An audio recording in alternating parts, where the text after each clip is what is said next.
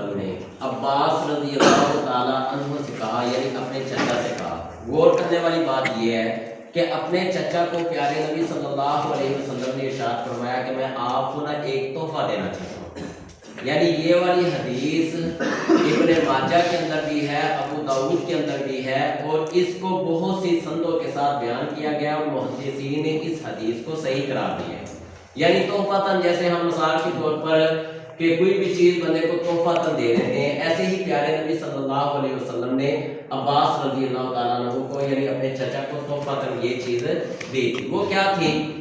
عباس رضی اللہ تعالیٰ عنہ کو پیارے نبی نے فرمایا تھا، اے میرے چچا جان، آپ اس طرح کریں کہ کم از کم روز صلاۃ تسبیح پڑھا کریں. اگر روز نہیں پڑھ سکتے تو ہفتے میں ایک بار، اگر ہفتے میں ایک بار نہیں پڑھ سکتے تو مہینے میں ایک بار، مہینے میں نہیں پڑھ سکتے تو کم از کم سال میں ایک بار، اگر سال میں بھی نہیں پڑھ سکتے تو پوری زندگی کے اندر ایک دفعہ آپ نے لازمی، جو میں آپ کو تحفہ دے رہا ہوں یعنی صلاۃ تسبیح، اس کو آپ نے لازمی ادا کرنا ہے.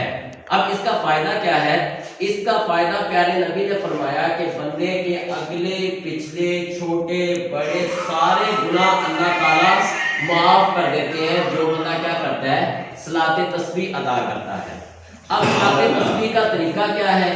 یہ 4 رکعتیں آپ لوگوں نے اکٹھے پڑھنی ہیں، اور اس کا طریقہ کار کیا ہے کہ آپ نے پہلے جیسے ثنا وغیرہ پڑھتے ہیں، اس کے بعد سورۃ فاتحہ اور کوئی سورت وغیرہ بنائیں گے، اس کے بعد آپ لوگوں نے 15 مرتبہ سبحان اللہ والحمد للہ ولا الہ الا اللہ واللہ اکبر یہ پڑھنا ہے. اس کے بعد رکوع میں چلے جانا ہے. رکوع کے اندر رکوع والی دعائیں آپ پڑھیں گے 3 مرتبہ سبحان ربی العظیم، سبحان ربی العظیم، سبحان ربی العظیم.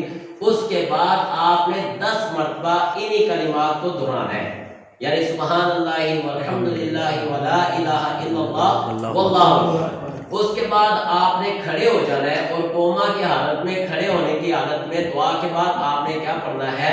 سبحان اللہ والحمد للہ، یہ 10 مرتبہ آپ نے کھڑے ہو کے پڑھنا ہے.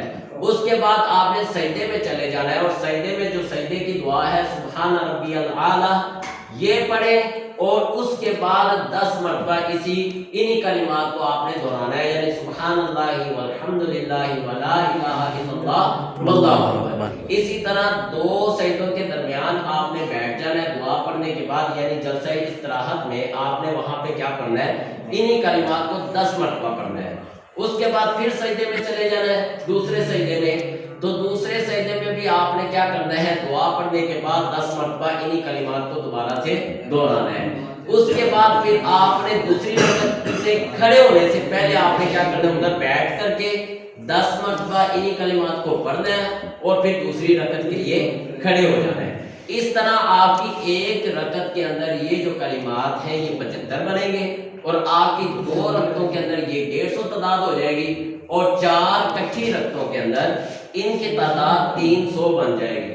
اور میرے خیال میں ہم لوگوں کو یہ جو صلاۃ تسبیح ہے یہ روزوں کے اندر تو کم از کم اپنے گناہوں کی معافی کے لیے ڈیلی بیس پہ یا ہفتے میں یا مہینے میں 1 مرتبہ لازمی پڑھنی چاہیے، اور تسلی کے ساتھ. یہ نہیں ہے کہ انسان کیا کرے، اس کے اندر کوشش کرتا پھرے کہ نہیں جی ابھی میں کام کر لوں پھر پڑھوں گا. آپ کو کوشش کریں کہ کام وغیرہ جو آپ کے ہیں ان کو نپٹانے کے بعد اس کو پڑھیں، تاکہ اللہ تعالیٰ ہمارے گناہوں کو معاف کر دے.